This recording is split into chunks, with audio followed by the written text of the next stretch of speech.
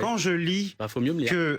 qu'il s'agissait d'une fake news, le fait qu'une jeune étudiante de Sciences Po avait été refoulée à l'entrée d'un amphithéâtre et qualifiée de sioniste, vous avez dit que c'était une fake news. C'est encore sur... Or, une enquête qui a duré 2 mois, vient de confirmer que c'était vrai. Elle n'est pas entrée dans l'amphithéâtre. Moi, si vous voulez, la question que je me pose, c'est à quel point on peut croire ce que vous racontez. D'accord, mais je vais vous répondre, monsieur. Par exemple, cette étudiante qui a été interdite, soi-disant refoulée, elle n'a pas été refoulée, elle est entrée dans l'amphithéâtre. C'est vrai, madame, vous avez dit qu'elle est entrée dans cet amphithéâtre. Pardon, vous êtes journaliste. C'est même pas à moi de rectifier les faits, normalement. Je demande juste une chose, comme ça tout le monde se met au clair, vu que j'ai des journalistes en face de moi qui doivent apporter des faits.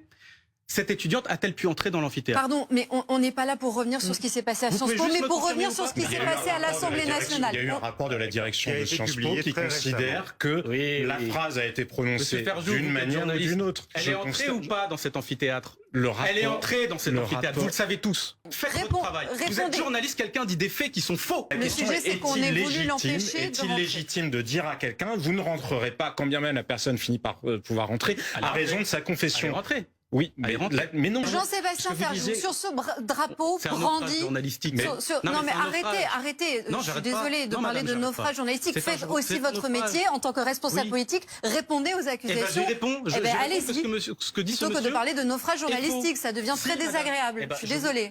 Vous pouvez être désolé si vous voulez. Continuez. Vous m'invitez, attendez, pardon. Mais on vous invite avec plaisir et on vous écoute.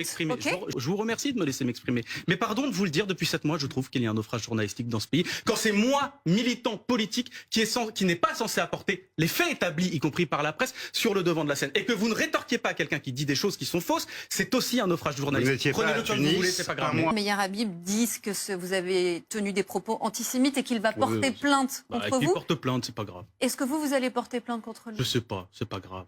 C'est rien pour moi. C'est rien. Par rapport à ce qui se passe à Rafah, c'est rien, je vous assure. Moi, je me suis levé avant-hier. J'ai vu un gamin qui avait la tête décapitée. J'ai vu des gens en torche humaine, d'accord? Des réfugiés, hein? Des hommes, des femmes et des enfants. Réfugiés, torche humaine.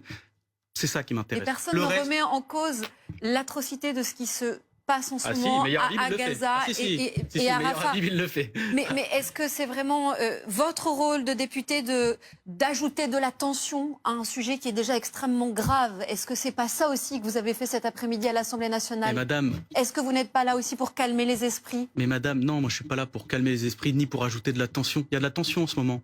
Il y a des gens qui en ont marre de voir des gens mourir. Donc vous voyez, je pense que le fait de brandir un drapeau palestinien, ouais, c'est peut-être une bonne chose. C'est peut-être une bonne chose de le faire. Alors c'est vrai, c'est interdit par le règlement de l'Assemblée nationale. On assumera la sanction parce qu'on est des gens pacifiques. Mais vous voyez, je pense que ce qui est le plus grave en ce moment, c'est les gens qui meurent sur les bombes israéliennes. Je crois que c'est un peu plus grave.